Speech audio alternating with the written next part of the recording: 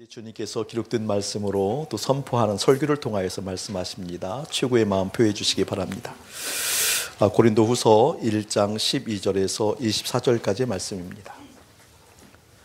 주님께서 우리 가운데 기록된 말씀으로 또 선포하는 설교를 통하여서 당신의 마음을 보여주십니다. 우리 잘 듣고 순하게 따라갑시다. 고린도후서 1장 12절에서 24절까지 찾으셨으면 우리 합독합니다. 시작.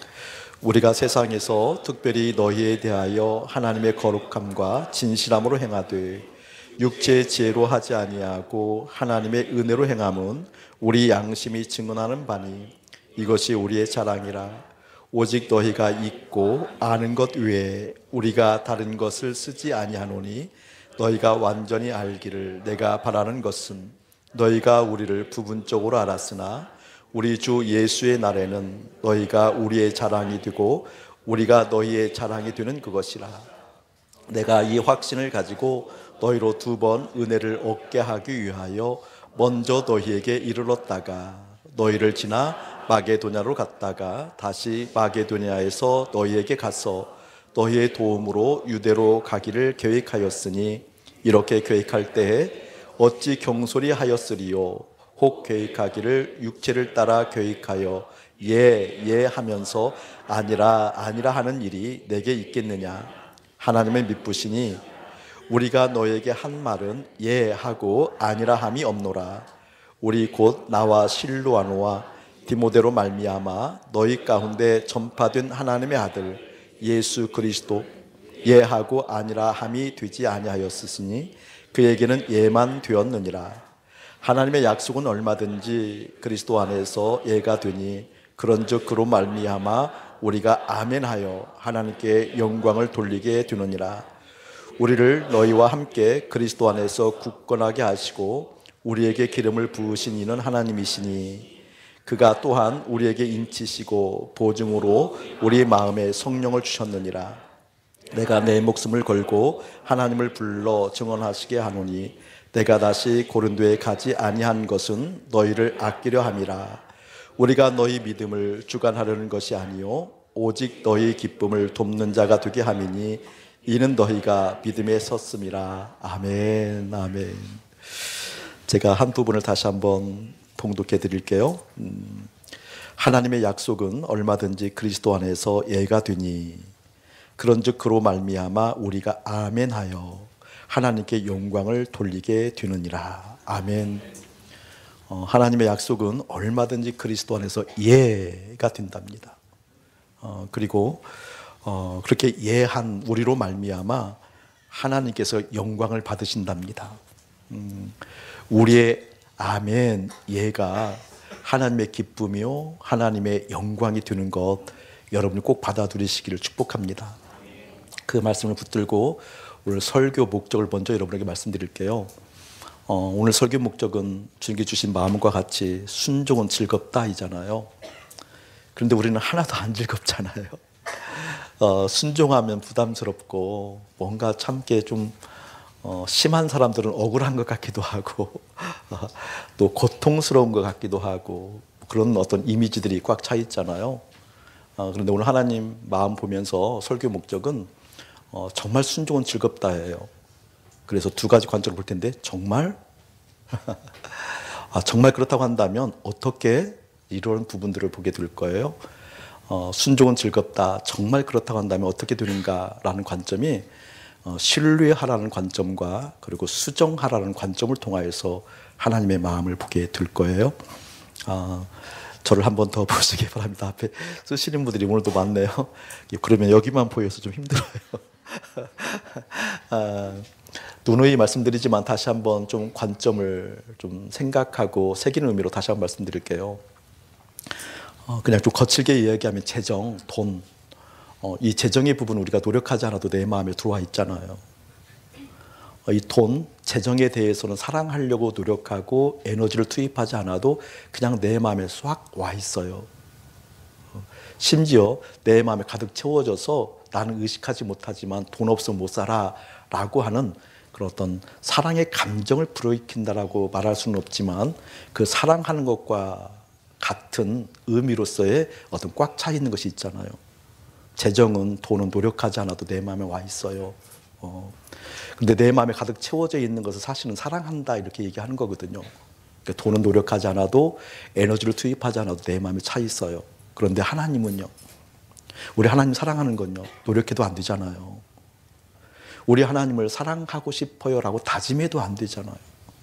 그토록 열심을 부려도, 많은 시간을, 또 많은 어떤 생각들을 투입해도 하나님 사랑하기가 어렵잖아요. 여러분 명심하셔야 돼요. 그래서 구원받아야 돼요. 아멘. 그래서 구원받아야 돼요. 그런데 구원받은 사람들이 하나님을 바라보는 관점은 다르거든요. 예컨대 이런 거예요. 돈은 사랑하지 않아도 내 마음에 차 있어요. 차 있어요. 그런데 가득 내 마음에 차 있다라는 그 말, 가득 내 마음에 돈이라는 개념이 차 있어요. 또 그만큼 사랑했어요. 그만큼 차 있는 돈이 내 마음에 있는데, 그런다고 해서 돈이 벌리나요? 여러분 그런 부분들을 좀 심각하게 생각해야 돼요. 내가 사랑한다고 해서, 내 마음에 차 있다고 해서 그 재정의 부분이 충족되더냐고요? 절대 되지 않아요. 자녀는 노력하지 않아도 내 마음에 차올라요. 자녀는 노력하지 않아도 내 마음에 차 있다니까, 사랑이. 근데 여러분 이제 우리 정도 되어지면 고백할 수 있잖아요. 내 마음에 차 있는 만큼 그놈이 염려가 되더라. 자식이 내 마음 차 있는 것만큼 염려가 돼야 안 돼요? 돼요. 내가 가지고 있는 어떤 삶의 영역, 삶의 자리에서, 그것이 어떤 조그만 가게이든 큰 규모의 어떤 회사의 운영이든, 여러분 그에 대한 생각들이 내 마음에 차 있어요. 그냥 차 있으면 차 있는 대로 되던가요? 아니에요. 그런데 구원받은 하나님의 사람들이 우리 주님을 사랑하면은요, 사랑하는 것보다 더 하나님의 은혜가, 평강이 차오르는 것 경험하시나요? 그 차이를 빨리 명확하게 보라는 겁니다. 우리 하나님은 사랑하면 사랑하는 것만큼, 아니 그보다 더 주님의 은혜와 평강이, 주님의 의지가, 주님의 길이, 주님께서 함께 하시고자 하는 당신의 그 애틋한 사랑의 표현들이, 그것 때문에 내 마음에 안심되어지고 그 주님을 더 갈망하게 되어지는 이것들이 차오르는 것 경험한 사람들 많지요. 자식은요, 사랑하는 것만큼 염려가 와요. 돈은 사랑한 것만큼 여러분 염려가 와요. 근데 우리 하나님은요, 사랑하면 그만큼, 아니요, 그보다 더 하나님의 평강이, 하나님 나라의 놀라운 은혜가 우리 삶 가운데 임하는 것, 여러분 그것을 꼭 보기를 축복합니다. 오늘 말씀을 통해서 그런 어떤 단서를 얻게 될 거예요. 이런 의미로 하나 더 예를 들어보고 싶어요. 누가복음 5장에 보게 되어지면 우리 예수님께서 제자들을 부를 때, 그때 베드로를 부르는 장면이 있어요. 그러니까 그 전까지는 한 번도 예수님과 베드로의 일면식이 없었던 상태예요. 근데 그때 어느 때 했는군이, 베드로가 바닷가에 가서 고기를 잡는데 고기를 하나도 못 잡았어요. 이 고기 잡는 걸 실패했기 때문에 베드로의 마음 가운데 낙심이 있었어요. 그리고 지쳤어요. 고기 잡는 어부의 일로서는 베테랑이었고, 어부의 전문가였던 베드로가 실패해서, 그 실패했을 때 오는 마음의 힘듦, 피곤함, 어려움, 그리고 재정의 문제가 채워지지 않기 때문에 기타 등등의 염려, 근심을 안고 나오는 과정 가운데 그 바닷가 밑에서 말씀을 증거하고 계시는 우리 예수님을 보잖아요. 처음 보는 거예요. 그때 처음 보는 베드로를 향해서 우리 주님 말씀하셔요. 베드로야, 배 좀 다오. 성경에 나오지 않지만 배 한 척을 얻어서 우리 예수님께서 그 바다로 나가시고, 많은 회중들은 무태에 있어서 배에서 바다를 등지고 회중에게 말씀 증거하잖아요. 그 배가 베드로의 배예요. 근데 성경에 나오지 않지만 우리가 유추해 볼 수 있어요. 건강하게, 그냥 무작정 어거지를 쓰는 것이 아니라, 베드로가 예수님을 처음 보는데 그렇게 피곤한 상태, 지친 상태, 실망하고 낙심한 상태에서 나오는데, 베드로야 네 배 좀 빌려줘 라고 하게 되어지면, 보통 사람들은 그 소리를 들을 때 어떻게 들을까요? 선뜻 내주는 거 쉬울까요? 아니면 화가 나기가 쉬울까요? 보통 사람으로 얘기하자고 여러분으로 얘기하면 웃고 올라오죠. 뭐 이런 경우가 다 있어. 지금 화나 죽겠는데, 지쳐 죽겠는데. 근데 베드로는 그 예수님의 말을 들어요. 저는 이제 그 마음을 한번 보고 싶은 거예요. 성경에 나오지 않지만. 분명하게 베드로의 마음 가운데 예수님의 어떤 매력인지 모르겠지만 그렇게 말씀하시는 그분이 주님이라는 개념은 없지만, 하나님이라는 개념은 없지만, 그게 말씀하시는 예수, 그 예수의 말을 듣고 싶어하는 뭔가가 있었겠죠, 속에. 그러지 않을까요? 그러니까 내어줬겠죠. 예수님께서 얘기했을 때 그 말을 피곤하고 고나지만 좀 화가 나고 답답하고 뭔가 지금 불안하고 빨리 집에 가서 쉬고 싶고, 뭐 오늘날로 얘기하면 다른 어떤 경영에 대한 어떤 전략을 짜고 싶고 그럴 텐데 그냥 배 좀 내어달라고 그러면 배 내어주고 갈 수는 없잖아요. 거기서 머무려야 되잖아요. 근데 예수님께 배를 내어줬다라는 것은 베드로의 마음 가운데 지금 말씀하시는 그분이 주인인 건 아직 모르지만 지금 말씀한 그 예수님에 대한 내 마음으로부터 듣고 싶다, 주목한다, 뭐 이런 개념들이 있었을 거 아니에요. 상상이 안 되세요? 그랬을 거 아니에요. 그러니까 내준 거 아니에요. 저는 그러한 마음들이 은혜인 것 같아요. 근데 성경을 보면 그러한 마음들을 가진 사람들이 주님을 주목하더라고요. 그러한 마음가짐이 있는 사람들이 주님을 향하여서 마음을 드리고 실제로 말씀하신 그분의 말씀을 좀 이렇게 새기고 새겨진 말씀을 따라가는 의지가 있더라고요. 여러분 그런 은혜를 구했으면 좋겠어요. 뭔가 확실치는 않지만 주님 말씀하시면 그 말씀에 좀 귀를 기울이는, 그 말씀을 따라가고자 하는 어떤 그런 동한 어떤 은혜의 마음들. 여러분 그러한 사람들이 이렇게 좀 살고 보니까 이제 목회가 한 23년 넘어가게 되어지니까 그 의미가 좀 깨달아져요. 이제 그런 사람들이 있는 것 같아요. 목회할 때도 보게 되어지니까 그런 사람들, 그러한 마음들, 또 그러한 마음을 소원하는 사람들, 그 마음을 따라가고자 하는 사람들이 있구나. 있어요. 전 여기 있는 사람들이 다 되었으면 좋겠다는 생각을 가지고 있는데 그것은 욕심일지 모르겠지만 하여간 선포는 해야 될 것 같아요. 될지어다. 근데 보세요. 근데 그게 왜 놀라운 거니? 그때 말씀을 듣는 과정 가운데 그 고난 마음, 피곤한 마음, 답답한 마음 가지고 있는 베드로가 그렇게 말씀하시는 예수님의 말씀을 듣고 있는 과정 가운데 예수님이 말하잖아요. 베드로야, 깊은 데로 가서 그물 한번 던져봐. 근데 여러분 이 논리는 비상식적인 논리인 줄 아시죠? 그 시간에는 배가 바다의 깊은 곳에 가서 그물을 던지면 안 된다는 것은 어부라면 알고 있는 기본 상식이잖아요. 그런데 그 말을 들었다라는 거예요, 베드로가. 여러분 놀랍지 않아요? 베드로는 어부의 전문가라니까요. 그리고 지금 지쳐있는 상태예요. 그리고 지금 속이 상한 상태이고 이게 좀 말끔한 상태가 아니에요. 근데 예수님께서 비논리적인 얘기를 한다라는 거예요, 지금. 비논리적인 얘기. 근데 비논리적인 얘기를 했을 때 그 말을 들었다라는 것은 베드로가 생각할 때 어떤 상황보다 내가 알고 있는 전문적 식견보다 실제로 그동안은 이렇게 하면 돼라고 했던 그동안의 어떤 그런 알을 통해서 이루어졌던 어떤 지식의 배경보다 지금 말씀하시는 예수님의 말을 듣고 싶은 마음이 있었던 거잖아요. 아멘. 그러니까 갔을 것 아니에요. 이건 놀라운 거거든요. 상황 따라가지 않고 내 마음 중심을 믿음으로 세운다라는 것. 환경 따라가지 않고 진리를 중심으로 세워두고 그 진리에 대해서 생각한다라는 것. 여러분 이건 애사스러운 것이 아니거든요. 저는 그 마음이 어떠한 마음일까 너무 궁금해요. 주님, 바로 저 마음이 필요해요. 저 마음이 필요해요.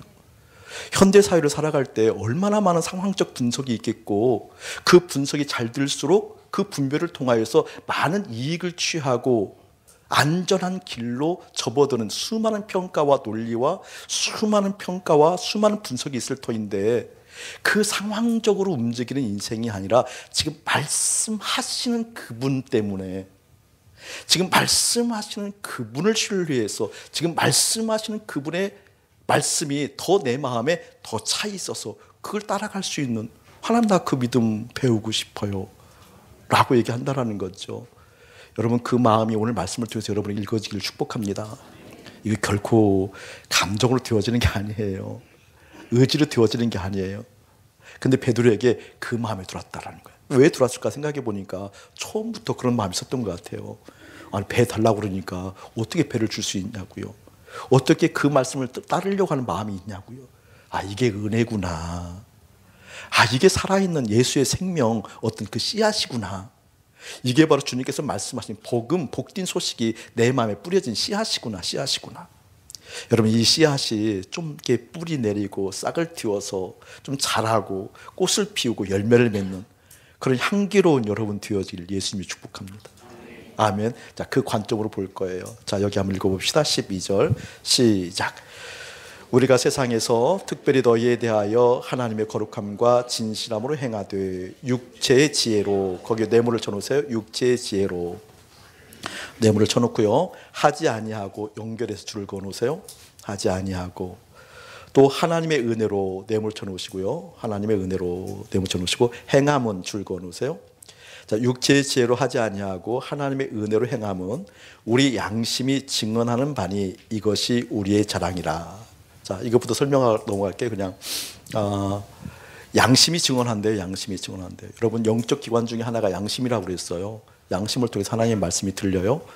양심이 살아있어야 돼요. 양심이 화인 맞으면 안 돼요. 양심이 둔하면 안 돼요. 근데 양심이 증언하는데 무엇을 증언하는 거니? 육체의 지혜대로 살지 아니하고 하나님의 은혜로 살아갔다는 것을 양심이 안 돼요. 이렇게 양심이 그것을 아는 것을 자랑으로 여긴대요. 자랑으로 여긴대요. 전 여러분이 양심이 살아있다는 증거가 육체의 지혜가 발현, 육체의 지혜대로 사는 그러한 인생이 아니라 하나님의 은혜로 산다라는 것이 무엇인지 양심에 일깨워져서, 그것이 크리스찬 여러분들의 자부심이요 긍지요, 그것이 여러분에게 자랑이 되어지기를 주님을 축복합니다. 양심 살아있어. 이것이 무엇이냐 하면 하나님의 은혜로 산다라는 것이 내가 안다라는 거예요. 양심이 살아있다는 것이 무엇이냐라고 하면 육체의 지혜대로 하지 아니하고 하나님의 은혜를 따라갔다. 하나님의 은혜에 깨달은 어떤 관념으로 남아있는 상태가 아니라 행함으로 열매가 드러났다는 거잖아요. 그러니까 우리의 자부심은 뭐예요, 여러분? 육체의 지혜대로 산 흔적이 아니라 하나님의 은혜에 따라간 어떤 열매, 그 흔적이 하나님 앞에서 내 양심이 자랑스러워하는 증거가 되어질 축복합니다. 자, 이 뜻이 어떤 뜻인 거니? 오늘 말씀을 보게 되어지면 예라는 단어가 나오고 또 아니오라는 단어가 나오잖아요. 그 부분을 때 배경을 설명하면 재밌는 장면이에요. 그 부분을 먼저 정리를 할게요. 예라는 것은 무엇인 거요? 하나님의 뜻이 이 땅에서 온전하게 이루어지는 상태, 그런 의미겠죠, 그렇죠? 하나님의 뜻이 어디에서? 이 땅에서 어떻게 온전하게 이루어지는 그런 상황, 그게 예. 근데 아니오는요, 그렇다고 하면 어떻게 얘기할 수 있을까요? 하나님의 뜻이 이 땅에 이루어지지 않잖아요. 근데 이루어지지 않는 의미가 뭔 거요? 나로 말미암아, 나로 인하여서 하나님의 뜻이 이 땅에 이루어지지 않는 상태, 그게 아니오예요, 아니오. 그런데 하나님의 뜻이 이 땅에서 온전하게 이루어지지 않은 상태가 아니오인데 어떻게 이 땅에서 이루어지지 않는가? 나로 인하여서 어떻게 이루어지지 않는가? 그게 바로 육체의 지혜예요. 육체의 지혜대로 살 때, 오늘 본문을 읽어보면 그런 뜻이잖아요. 육체의 지혜로 살게 되어지면 하나님의 뜻이 이 땅에서 이루어지지 않는다. 누가 육체의 지혜로 살게 되어지면? 내가. 그러면 육체의 지혜로 산다는 것이 무엇일까? 좀 쉽게 설명을 하려고 그래요. 육체로 산다는 것. 자, 보세요. 여러분, 저를 보세요. 쓰는 것 한 번 더 듣고 써요. 아줌마. 평소 언어가 중요해요. 그리고 육체의 지혜대로 산다라는 것, 목사님이 좀 그것을 뭐라 그럴까, 문장으로 설명할 때는 세상이 이끌어가는 힘이라고 그랬잖아요. 그래서 좀 더 쉽게 설명을 할게요. 육체의 지혜로 사는 것이 뭔 거니? 내가 지금 육체가 있어, 육체. 내가 육체가 있기 때문에 육체가 필요로 하는 것들이 있어요. 내가 육체가 있기 때문에 육체가 근사하다라고 여기는 의미가 있어요. 내가 육체가 있기 때문에 이것이 있으면 돋보여라고 하는 것이 있어요. 내가 육체가 있기 때문에 이것이 있으면 사람들이 나를 주목해 하는 것이 있어요. 좀 과하게 예를 들어볼게요. 육체가 있기 때문에 명품을 걸치면 좋다, 안 좋다? 여러분은 내가 편한 줄 알아요. 일반적으로 한번 얘기해 보자고요. 자, 육체가 있기 때문에 명품을 걸치면 좋다라는 이미지가 있다, 없다? 그러니까 명품이라는 단어가 생겼겠죠. 육체가 있으니까 좋은 집에서 살면 편하고 좋다, 안 좋다? 지금도 그런 경향이 여러분에게 있다, 없다? 경향 아니요, 강력히 원할 거려. 그게 육체의 지혜. 여러분이 간단한 문제 아니에요. 오늘 중요한 얘기를 하려고 그러는 거거든요. 육체가 있기 때문에 삶의 자리에서 어떤 지위, 어떤 포지션, 내 삶의 자리에서 어떤 포지션, 그 포지션이 많은 사람들이 나를 주목하고 그 자리에서 내가 영향력을 끼칠 수 있다고 한다면 육체가 있기 때문에 영광이다, 영광이 아니다. 그 뜻이 이게. 육체의 지혜가. 육체가 있기 때문에 두르게 되어진 어떤 가치들이에요. 육체가 있기 때문에 이것이 있어야 돼. 필요한 것이 있지만 넘어서서 근사해. 넘어서서 이게 있어야 사람들이 나를 주목하지. 이것이 있어야 영향력을 발휘하지. 라고 형성되어진 어떤 세계관들이에요. 세계관들. 그것을 다른 각도로 얘기하면 뭐라고 얘기했어요? 목사님이요? 세상을 이끌어가는 힘. 세상을 사랑하지 말아라 라고 하는 것이 창조물을 사랑하지 말아라 그 뜻이 아니라고 그랬잖아요.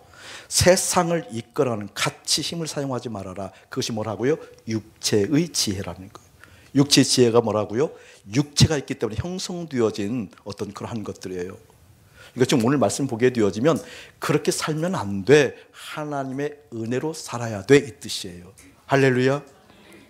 여러분에게 이 은혜가 가득히 밀려오길 축복해요. 자, 이것을 또 다른 장치로 더 쉽게 각인들어 얘기할게요.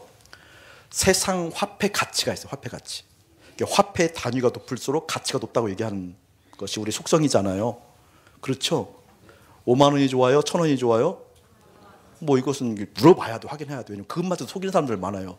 속은 5만 원인데 아니에요. 1,000원도 좋아요. 이렇게 하는 사람들이 있는데 사실 5만 원이 좋아요. 세상 화폐 단위가 높아갈수록 가치를 부여하는 게 우리의 속성이에요. 그렇죠? 하나님 나라의 화폐 가치도 있어요, 여러분. 근데 세상 화폐 가치와 하나님 나라의 화폐 가치를 한번 측정해 볼게요. 롯데빌딩을 저는 못 가봤어요. 123층이라고 그러네요. 조사해 보니까 555m래요. 그런데 이것을 롯데 측에서 이야기하는 경제적 가치를 얘기해 보니까 7조 원에 해당한대요. 물론 일방적인 주장일 수 있지만 7조 원이라고 한다면 잘 가늠이 안 되잖아요. 어쨌든 큰 돈이에요. 크다고만 생각하세요. 화폐 가치가 7조 원은 잘 안 들으니까 높다 이렇게 생각하면 돼요. 높은 거예요. 높은 거. 높은 거예요. 삼성전자가 세계 500대 기업 속에서 13위를 얘기하는데 요즘은 16위를 얘기하더라고요. 16위. 화폐 가치로 환원이 안 될 정도 높은 거예요. 잘 안 돼요. 그것은 삼성전자 화폐 가치, 세상 화폐 가치는 측정 불가할 정도 높은 거, 측정 가능하지만 높은 거예요. 높은 거. 높은 거예요. 그런데 여러분, 하나님 나라의 화폐 가치로 측정할 때 롯데빌딩, 삼성전자의 화폐 가치는 어떻게 될까요? 하나님 나라의 화폐 가치는 어느 정도 될까요? 제로예요. 크게 하면 제로예요. 이게 선명해질수록 나는 육체의 지혜로 살아갈 수 없어요. 하나님의 은혜가 필요해요. 이게 무엇인지 깨닫는다니까요. 여러분, 우리가 한글을 쓰고 있잖아요. 이렇게 얘기하면 또 다른 분은 차라리 한글이 안 되고 영어를 쓰면 얼마나 좋아. 이렇게. 일본의 압제를 안 당하고 식민지를 안 당하고 미국의 식민지로 살았으면 얼마나 좋아. 이런 이상한 사람들도 있더라고요. 나 정말 답답한 사람들. 목사가 이렇게 뚜껑이 열릴 때 그런데 이렇게 막 전혀 예상치 못한 대답을 할 때 너무 놀랍더라고요. 그런데 여러분이 한글 이 세종대왕의 업적 얘기할 때 이 업적을 화폐 가치로 환원할 수 있을까요? 세상? 그 얘기는 높다는 거잖아요. 근데 이 한글이 세종대왕의 업적이 하나님 나라의 화폐 가치로 환원할 때 그 가치가 얼마나 될까요? 제로예요. 제로예요. 아멘. 애플은요. 사과 1,000원이에요. 그러지 말고. 구글은요. 4차 산업이라고 얘기하는 그 4차 산업 융합시대, 그걸 선도해내지 않으면 우리가 세계사적으로 또 경제적 가치로 퇴보하고 그것을 선도해낼 수 있는 힘, 그것이 앞서서 개발하지 못하면 퇴보한다라는 그런 의미로서의 4차 산업, 그 융합산업의 하나님 나라의 가치로 따지면요. 그 얘기하세요. 그게 들어야 돼요. 그래야 세상을 바라보는 눈이 열려요. 하나님 나라의 가치로 확실히 그게 제로인 거 맞습니까? 여전히 그래도 저는 세상 지혜를 버릴 수 없습니다. 이러면 저하고 못 놀아요. 저하고 못 놀아요. 그게 보여지는 게 은혜예요. 아멘. 그게 보여지는 것이 은혜예요. 여러분에게 분명하게 주님의 사랑과 은혜가 깃들어서 하나님 나라의 가치가 보여질 축복합니다. 그럼에도 불구하고 왜 하나님께서 그러면 하나님 나라의 화폐 가치로 환원하면 재료인 것을 이 땅에 허락하셨을까? 분명한 이유가 있어요. 여러분, 그것은요, 우리가 세상 가치로서 그럴듯하게 보이는 것들에 대해서 우리가 훈련하면서 내 마음이 정한 마음이 되어지고 내 마음에 차오르는 그 희미한 차오르는 세상의 가치들이 그것들에 현혹되지 아니하고 온전히 주님을 바라볼 수 있도록 훈련하는 광야의 시간인 것을 믿길 축복합니다. 아멘. 하나님, 나는 왜 이렇게 하나님 나라의 가치가 재료인 것에 불과한 그것에 내 마음이 현혹되어지고 내 마음이 채워져서 그것에 흔들리고 그것에 뒤틀리고 그것에 속상하고 그것에 실망하고 낭망하는 인생이지. 하나님, 나 이럴 수 없어요. 내 마음에는 이러한 것에 현혹되지 아니하고 하나님 나라의 가치로 주님으로 온전히 살아가는 인생 되게 하옵소서. 이게 하나님의 은혜로 살아가는 인생입니다. 아멘. 그것을 터득하라고. 언제 광야에 대해서 깊이 시리즈로 설교를 한번 하게 될 거예요. 광야의 핵심 사항은 그거예요. 바로 그곳에서 주님 보기예요. 바로 그곳에서 말씀하시는 주님 볼 수 있도록, 바로 그곳에서 세상의 모든 것들이 그렇게 좀 나를 현혹하게 만드는 그런 가치들이 예수님과 함께 연합해서 죽고 온전히 그분이 채워지는 역사를 볼 수 있도록, 여러분, 실제 그 믿음의 끈을 붙잡기를 축복합니다. 예컨대 이런 거예요. 지난주에 우리 홍준기 전사가 군대를 갔잖아요. 가게 되어져서 목사님이 홍 전사에게 몇 가지 당부를 한 가정 가운데 이런 한 가지 당부를 했어요. 꼭 기억해야 돼. 군대는 그냥 잠깐 지나가는 그런 시간 아니야. 요즘은 1년 몇 개월이라고요? 저는 염려돼요. 그 완전히 당나라 군대예요. 어떻게 1년 몇 개월만, 6개월? 1년 6개월이 어떻게 정예화가 되는지 저는 걱정돼요. 정말 걱정돼요. 뭐 의미도 있겠지만 하기야 2년 있다고 해서 정예화 되는 건 아니겠죠. 빨리 나오면 좋죠. 좋죠. 좋은데. 근데 제가 얘기를 했어요. 여기는 특별한 곳이다. 팔도에서 사나이들이 몰릴 텐데, 팔도에서 젊은이들이 모일 텐데 잠시 만나서 지나가는 장소로 생각하면 크리스찬 아니다. 사역자 아니다. 팔도에서 젊은이들이 모였을 때 그것은 놀라운 선교의 장이다. 자, 이러면 아멘 하시는 분은 다 오해가 있어요. 선교의 장, 누가 베푸는 거예요? 내가 사랑도 베풀고 내가 그들을 섬기고 그들을 향하게 복음도 증거하고, 그러한 관점이 아니다라고 얘기한 거예요, 목사님. 선교의 장인데 가장 중요한 것은 네가 선교를 당할 거다. 선교를 당할 거다. 그 명심해야 된다. 명심해야 된다. 정말 내가 사랑을 주님의 마음으로, 주님의 십자가로, 더구나 사역자니까, 전도사니까 여기에 하나님의 사랑을 붙들고 주님의 마음을 붙들고 노력할 텐데, 그렇게 해서 되어지는 그런 훈련의 장소가 아니다. 거기에는 하나님께서 하나님의 은혜대로 살아가게 할 수 있는, 너의 그릇을 만드는, 하나님 은혜대로 살아갈 수 있는 그릇을 만드는 그 특별한 장소이다. 네가 훈련을, 선교를 당할 텐데 이런 의미다. 틀림없이 네가 노력하고 틀림없이 네가 하나님을 사랑하는 마음으로 거기 있는 많은 병사들에게 사랑을 흘려보내도 이유 없이 까닭 없이 너를 미워하는 사람 생길 거다. 너를 싫어하는 사람 생길 거다. 그런데 이것도 나중에 알고 보면 다 이유가 있었더라. 그런데 나중에 깨닫지 말고 너는 이유 없이 까닭 없이 네가 아무리 생각하고 궁리해도 나를 왜 미워하는가? 그때 주님께 기도해라. 하나님의 은혜로 살아간다는 것이 무엇인지 내 그릇을 지금 만들어가고 있구나. 그리고 왜 그런가 노력하지 말아라. 그걸 극복하려고 노력하지 말고 물어봐라, 하나님께. 하나님, 무엇을 바꾸시려고 그러십니까? 무엇을 새롭게 하셔서 육체의 지혜대로 살아가지 아니하고 하나님의 은혜로 살아가도록 만들기 위해서 도대체 무엇을 바꾸기 위해서 그런가? 하나님께 물어봐라. 주님 그런 거 좋아하신다 물어보면 그거 주님 쉽게 대답해 주신다. 그럼 순종해라. 그래서 네가 빚어지는 하나님의 은혜로 살아가도 안심할 수 있는, 하나님의 은혜로 살아가는 것이 최고라는 것이, 하나님의 은혜로 살아가는 것이 마땅하다는 것이 준비되어지는 소중한 시간으로 삼아라. 아멘. 여러분에게 동일하게 일어나야 되는데 과하게 선포는 하지 않겠습니다. 어쨌든 그런 바람이 있습니다. 아멘.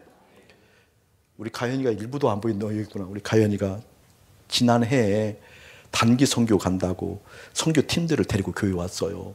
그때 한 열 몇 명 됐나? 숫자는 중요하지 않아. 열 몇 명이 단기 선교 간다고 왔는데 오니까 표정들이 너무 막 기쁜 거예요. 기대가 차 있는 거예요. 선교한다라는 거지. 막 정말 충만하면 이 나라를 뒤집어 놓겠다라는 거지. 가서 막 사랑도 주고 찬양도 주고 계획이 많더라고요. 막 나름대로 자기들 다 이제 전도사들이니까 다들 모여서 막 연습도 하고 찬양도 하고 막 베푼다라는 거지. 저는 너무 불안해요, 그게. 그래서 이제 그 말을 전해줘야 되겠는데 함부로 얘기할 수가 없잖아요. 분위기를 가져서 다 만난 다음에 커피숍에서 한번 차 한잔 마시자 우리. 그래서 전도사들 열 몇 명을 데리고 여기 알마생 가서 얘기하는데 제가 얘기했어요. 그 꿈을 확 깼죠. 그냥 가서 그 나라에 귀신 잡아내고 귀신 쫓아내고 사랑 주는 게 아니라 진짜 적은 너희들이야 너희들. 진짜 적은 너희들이야 너희들. 사랑 줘? 아니 너희들 내분 일어나. 복음 전에? 아니 너희들 자체에서 복음이 무엇인지 흔적도 없이 사라질 거야. 그것 때문에 너희들이 성장할 거야. 그거 기도하고 와. 근데 갔다 왔어요. 한 2주인가 걸린 것 같아. 왔는데 얼굴에 은혜스럽지가 않아. 막 찢기고 상처 있고 미웃고 막 이런 걸 담아갖고 왔더라고요. 어떠니? 물어봤더니 우리 내부가 저기였어요. 갈라지고 아팠어요. 맞다니까요, 여러분. 맞다니까요. 빨리 수정하길 축복합니다. 저는 믿음의 열심을 부리는 사람일수록 오히려 조금 불안해요, 지금은. 물론 이제 그걸 통해서 하나님께 받고 하시는 치료함이 있지만, 근데 이것까지 알고 믿음의 열심을 좀 냈으면 좋겠어요. 주님께서 이것을 통하여서 먼저 나를 바꾸신다. 어떻게 바꾸신다? 하나님의 은혜로 살아가는 것이 무엇인지 깨닫게 한다. 할렐루야. 아멘. 그 하나님을 신뢰하는 것이, 그 하나님을 바라보는 것이, 그 하나님을 의지하는 것이 여러분 가장 큰 믿음인 것을 믿길 축복합니다. 베드로가 자기의 논리, 자기의 상황 이게 중요했을 텐데 그걸 내던지고 그 주님께서 말씀하시는 그 주님의 말씀을 듣고 싶은 마음이 생겼어요. 여러분 이것이 확장되어져서 그렇게 말씀하시는 그분이 나의 하나님이라는 것, 그렇게 말씀하신 그분이 우주 만물을 창조하신 창조주라는 것, 그러면 내가 인식이 어떠하든지 간에 그분을 신뢰하는 그 마음이 기어이 나를 새롭게 하신다는 이 믿음 확인하기를 축복합니다. 아멘. 순종이 즐겁다. 예. 어떻게요? 그분을 신뢰하는 것부터 생긴다는 겁니다. 할렐루야. 신뢰했을 때 여러분 세 가지 정도를 얘기할 텐데 빨리 수정해야 돼요. 수정. 목사님이 오랫동안 좀 들을 때 속이 거북한 것이 있었어요. 때로는 불쾌해요. 그 소리를 들으면. 오랫동안 기도했어요. 오랫동안. 수년 동안. 왜냐하면 내 성품의 부분인 줄 알았어요. 이게 맞는 이야기 같은데 그 이야기를 들으면 내가 불편해요. 정말 불편해요. 비위가 좀 상해요. 그 얘기를 들으면 내 성품의 부분인가? 하나님 내 성품의 부분이면 주님께 나를 바꾸어 하시는 거 아는데 하나님 내 성품의 부분 어느 것 때문에 내게 이 말이 걸리나요? 이 말을 고쳐주세요. 참 수년 동안 기도했거든요. 근데 성품의 부분이 아니고 하나님께서 진짜 사인 주신 사인이었더라고요. 고약한 성품은 아닌 것 같아요. 동의가 없으면 고약한 성품으로 하도록 하겠습니다. 근데 어쨌든 그런 부분이 아니었어요. 하나님께 오랫동안 기도했거든요. 어떤 부분이고 이런 부분이에요. 다른 부분이 아니라 설교가 선포되어지면 많은 분들이 설교를 듣고 나서 찔린대요. 찔리면 아프대요. 찔리니까 아프겠죠. 근데 어떻게 얘기하는 거니? 이 말씀이 하나님 말씀이 다 들렸는데 그것 때문에 너무 힘들고 어렵대요. 이렇게 표현해요. 좋은 사람들이 믿음이 좋다는 사람들. 힘들고 어렵지만 하나님의 말씀이니까 순종할 거예요. 이런 개념이거든요. 저는 이게 불편해요. 그 말이. 내 성품의 부분인 줄 알았어요. 또 내가 설교자니까 당사자니까. 근데 그게 아니고 실제 잘못됐다는 걸 주님께 가르쳐 주시는 거예요. 예를 들면 이런 거예요.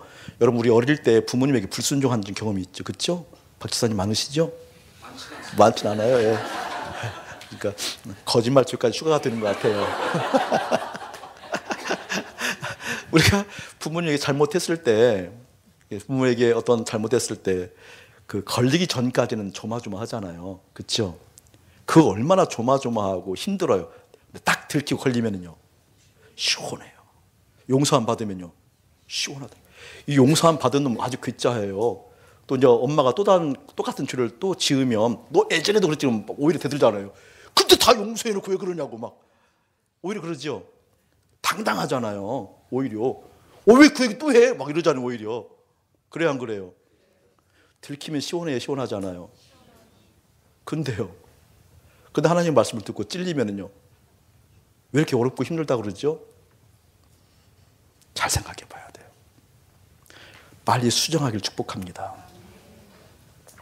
빨리 수정하길 축복합니다. 이렇게 얘기해 볼까요, 여러분? 숨기고 싶고 숨기고 싶고 숨기고 싶고 감추고 싶고 감추고 싶은 것, 그럴수록 그러한 것이 들키면 더 화가 나야 안 나요? 이해되지요? 그래서 그런 거예요. 자 보세요. 우린 인간 이해에 대해서 많이 공부를 했잖아요. 전적으로 타락한 인생들이라고. 전적으로 타락했어요.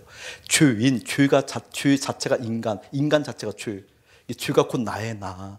죄가 곧 나예요. 이 전적으로 타락했다라는 것을 인정하고 싶지 않은 내 경향이 있어. 그러니까 감추는 거죠. 전적으로 타락했다라는 것이 여러분 인정되어지면 어떻게 해요? 들킬수록 시원하죠. 주님이 나를 바꾸시는구나. 무슨 설교가 찌르긴 찔러요. 무슨 설교가 아프게 해요. 전적으로 타락한 나를 인정하지 못한 내 죄성이, 죄의 종로를 했던, 그래서 스스로 주인 되어 살고 싶은 이 자아가 왕노릇하는 것을 내어놓지 않으려고 하는 그것 때문에 힘든 거지요. 주님을 거꾸로 얘기하지 않게 바랍니다. 주님은 우리를 아프게 하는 사람 아니에요. 우리를 어떻게 해요? 자유케 하는 사람이지요. 그 주님을 신뢰하길 축복합니다. 아멘. 힘들고 어려운, 이게 오랫동안 힘들었어요. 저는 제 성품의 부분인 줄 알고 오랫동안 침묵했다니까요. 근데 아니에요. 틀렸대요 그게. 오늘 말씀을 듣고도 그런 얘기를 할 거예요. 그게 아니라는 거예요. 여러분 정말 주님의 마음, 순종의 전문가, 이 세상의 식견, 이 세상을 살아가는 방식, 이 세상에서 낙오되지 않으려고 얼마나 우리가 전문가 되려고 노력해요. 그러나 이 세계 경영하는 하나님의 통치 방식에 대해서 하나님 앞에서 듣는 그 말씀의 순종의 전문가가 되기를 소원하지 않는 우리가 주님 앞에 나를 비추어 보면서 주님, 주님의 그 은혜로 살아가는 인생 되고 싶어요 라고 얘기하면서 주님 말씀하시면 그 말씀이 옳아요 라고 얘기하는 그 실제의 하나님의 사람들이 여러분이 되어질 예수님을 축복합니다. 여러분 그 부분 명심하셔야 돼요. 또 하나, 이런 경우에도 또 하나 걸렸던 부분들이 어떤 경우니, 옳고 그름에 관계없이 주님의 말씀하시면 따르겠습니다. 맞는 이야기인데 조금 더 깊이 들어가야 돼요. 심지어 이렇게까지 얘기해요. 옳고 그름에 관계없이 설교니까 듣는데요. 아, 이것처럼 하나님 모독하는 거 없어요, 여러분. 하나님은 항상 옳습니다. 그 부분을 이렇게 좀 교정하세요. 겸손할 때는 나의 옳고 그름에 관계없이. 아멘. 우리 하나님은 항상 옳습니다. 근데 많은 분들이 그런 얘기해요. 옳고 그름에 관계없이 설교니까 듣는데요. 아니에요. 옳고 그름에 관계없이 말씀이니까 듣는데 아니에요. 그분이 옳아요. 이게 선명해지기를 주님을 축복합니다. 오늘 말씀의 배경을 보면 이런 거예요. 어떤 배경이군요. 바울이 에베소에 머물렀을 때 고린도에 편지를 보내요. 전서의 첫 번째 편지 보냈을 때 고린도에 3번의 편지를 보내요. 고린도 후서에는 2번째, 3번째 편지가 섞여 있는 거고요. 고린도 전서를 에베소에 머무를 때 보내게 되어지는데 그 내용에 이런 것이 나와요. 내가 너희에게 갈 거야. 첫 번째 너희 가게 되어지면 고린도에 들렸다가 그 다음에 마게도냐 지방, 이게 그리스 반도 북부겠죠. 빌립보나 데살로니가 들리게 되어지고 다시 그리스 반도 남부에 있는 고린도에 다시 와서 그때 너희들이 준비한 예루살렘, 그때 기근이 들었으니까 가뭄이 극심한 때니까 너희들이 준비한 그 연보를 가지고 내가 예루살렘에 갈 거야 이렇게 얘기를 하거든요. 그런 의미가 15절에 보게 되어지면 내가 이 확신을 가지고 너희로 2번 은혜를 얻게 하기 위하여 먼저 너희에게 이르렀다가 그 말이에요. 2번이라는 의미가 이 고린도전서 편지 속에 보게 되어지면 처음에 너희들에게 갔다가 그 다음에 마게도니아 북부 그리스 반도 북부에 가서 빌립보 데살로니가 들렸다가 다시 너희들에게 들렸다가 내가 예루살렘에 갈 거야 이런 내용인데 실제 그렇게 하지 못했어요. 실제 그렇게 하지 못했고 북부에 들렸다가 그 다음에 고린도 들렸다가 그냥 예루살렘 가는 거거든요. 그러니까 이때 이 고린도 교회에서 어떠한 사람들이 나타나겠는지 거짓 선지자라고 칭하는 부분들이 있는데 많은 어떤 믿음에 열심히 있는 분들이 거 봐라 바울 하나님의 사람 아니다 이렇게 얘기해요. 하나님의 사람이면 어떻게 계획이 이렇게 왔다 갔다 할 수 있느냐. 이것은 목사님 점잖게 얘기하지만 계획이 하나님의 뜻이라고 한다면 계획이 초지일관 가야지 하나님의 계획이라고 해놓고 이렇게 흔들리느냐 이 뜻이잖아요. 이 뜻이에요. 그러한 배경 가운데 아니다. 하나님 뜻이 무엇인가를 지금 이야기하는 변론이 이 말씀이거든요. 그 말씀이에요. 이 말씀이에요. 이때 고린도 교회는 사도 바울이 하나님의 사람이 아니라는 어떤 그러한 분위기가 팽배되어졌고 또 하나님의 사람이라면 어떻게 이렇게 계획이 변덕이 심할 수가 있어라는 얘기 때문에 사도 바울을 공격하는 과정 가운데 나온 말씀이 이 말씀. 근데 저는 여러분 이 말씀이 저에게는 물론 설교자니까 위로가 되지만 이 말씀이 너무 귀한 거예요. 너무 귀한 거예요. 이런 내용이에요. 여러분 하나님의 관계 속에서 응답받을 때 크게 2차원이 있어요. 다른 차원으로 표현할 수 있지만 그 차원을 목사님은 새롭게 좀 또 여러분이 설명하는 거예요. 하나님께서 우리 가운데 관계할 때 즉각적으로 응답해 주시는 것들이 많이 있어요. 즉각적으로. 예를 들면 여기서 목사님이 기도할 때 갑자기 우리 박재산 집사님이 머리가 많이 빠지는데 머리가 잘한다 뭐 이렇게 하면은 뭐 이렇게 즉각적으로 응답하는 경우도 많이 있잖아요. 근데 그건 일어나도 좋고 아니라도 좋은 거지, 그렇죠? 예. 그러니까 어쨌든 막 병이 낫는다든지 뭐 즉각적으로 일어나는 거 있잖아요, 그렇죠? 그것도 많이 봐요. 그런데 즉각적으로 일어나지 않는 거 많아요. 이런 것이 있거든요. 하나님께서 말씀하셨음에도 불구하고 시간과 방법의 차이가 있는 것이 있어요. 쉬운 예를 이런 거죠. 우리가 이제 예배당이 이제 건물 자체 이 규모가 부족하니까 뭐 주차는 완전히 이제 힘드니까 주님의 은혜로 지금 예배당을 허락하셨잖아요. 예배당을 준다라는 하나님의 사인이 있었어요. 하나님 분명히 사인이 있었어요. 그런데 그 사인만 있었지 어느 때에 어떻게 주겠다는 건 없잖아요. 그렇기 때문에 어느 때에 어떻게에 대한 오차는 있을까요, 없을까요? 실행하면서 있을까요, 없을까요? 실행하면서 그 간격이 있을까요, 없을까요? 그걸 인정해야 된다 그 말입니다. 하나님의 사람들은. 아멘. 그걸 인정 안 하면 이단 되어져요. 그래서 교주가 생기는 거예요. 오히려 하나님의 분명한 뜻을 보이고 실행하는 과정 가운데 계획이 흐트러지고 왔다 갔다 하는 건 오히려 안전한 거예요. 아멘. 그런데 그것을 완전 무결하게 추구하려고 하는 것을 대해서 오늘 말씀하고 있는 거라니까. 그 말이에요. 절대 너희들은 그럴 수 없다라는 거예요. 하나님의 뜻임에도 불구하고 이 뜻에 대해서 실행하는 과정 가운데 오차가 있다라는 거예요. 그게 인간이에요. 저는 이것을 인정한 여러분 되어주고 축복해요. 아멘. 주님을 신뢰하는 마음이 있어요. 주님 사랑합니다. 신뢰합니다. 주님을 항상 옳습니다. 주님의 뜻을 받았어요. 뜻을 받으면 어떻게 해야 돼요, 여러분? 즉각 바꿔야 돼요. 어떻게 바꿔요? 이 주님의 뜻은 힘들고 어려운 것이 아니라 어떻게 해요? 항상 그분이 옳고 그분이 즐겁다라는 것. 아멘. 아멘. 그 인생이 어떻게 이제 그 뜻을 추구하고 나가는 길 가운데 그 간격이 있다는 간격이. 여러분 이 간격이 있으면 그것은 수정하면 되는 거예요. 그건 싸울 부분이 아니에요. 그것은 지적하고 서로 대립할 부분이 아니에요. 그건 수정하면 되는 거예요. 그 뜻 가운데 가는 길 가운데 있어서. 할렐루야. 이것이 여러분에게 선명하게 보여주길 축복합니다. 자 보세요. 목사님이 육체의 지혜로 목회하게 되어지면 이런 엄청난 오류가 나타나게 되어져요. 여러분 수많은 설교 중에서 예수님 이야기하고 복음을 이야기하고 교회를 이야기하지만 결론을 세상의 지혜로 끝나는 결론들이 많아요. 설교도. 이제 그걸 구별되어져야 돼요. 여러분 정말 구별되어져야 돼요. 기승전 세상의 지혜 육체의 지혜로 끝나는 사람들 많아요. 그런데 설교자가 그러냐? 아니요. 그런 요구들이 많이 있다니까. 회중들이 그런 요구들이. 육체의 몸을 입고 있기 때문에 육체가 있기 때문에 육체가 필요한 것, 근사히 여기는 것, 육체가 이것이 있으면 돋보이게 되어지는 것, 이걸 다 우리가 요구를 하거든요. 그러니까 예수님 이야기, 복음 이야기하면서 결국은 어떻게? 여러분, 주님이 사랑하시는 주님을 바라보면, 주님을 기뻐하면, 좀 천박하게 얘기할게요. 여러분 부유합니다. 부유해집니다. 이런 관점 경계하길 축복해요. 아멘. 수많은 곳에서 하나님께서 말씀하시는 그 말씀의 진실을 호도하지 않고 제대로 알아듣기를 축복합니다. 기승전 예수예요. 기승전 그분이에요. 왜? 그분께서 어떻게 세상의 지혜, 육체의 지혜로 살지 아니하고 그 순간에도, 그럴듯하게 보이는 그 순간에도 이것 없으면 죽어라고 여기는 그 아픈 순간에도 그 주님을 바라보며 어떻게? 그 주님께서 하시는 것을 보기를 원하시며 주님께서 채우시는 것을 채움받기를 원하시는 그 실제의 광야의 삶들이 우리 가운데 이루어지기 원하기 때문에 그 은혜가 사랑하는 여러분의 마음 가운데 깊이 새겨지기를 예수님으로 축복합니다. 사랑하는 교회 여러분, 순종은 즐겁습니다. 정말? 예, 정말요. 어떻게요? 그분을 신뢰하고 수정하십시오. 지난주에 참 귀한 분들하고 교제하는 시간도 좀 많이 있었어요.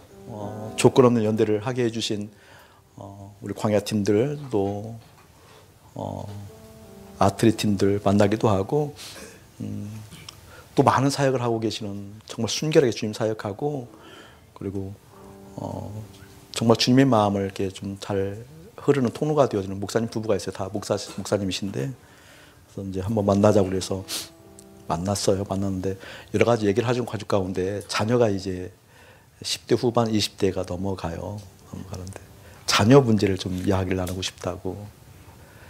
이제 이 녀석들이 하나는 저 미국에서 신학교를 하는 친구고 하나는 국내에 있는 친구인데, 이제 아이들이 커가면서 그 부모의 활발한 좀 순결한 분들이거든요. 중요한 영적인 사역들을 하는데 거기에 대한 직접적으로 노골적으로 반대를 하지 않지만 어떤 새로운 자아가 일어나고 있는 것 같아서 목사님 도움이 필요합니다. 이제 그 골자였어요. 골자.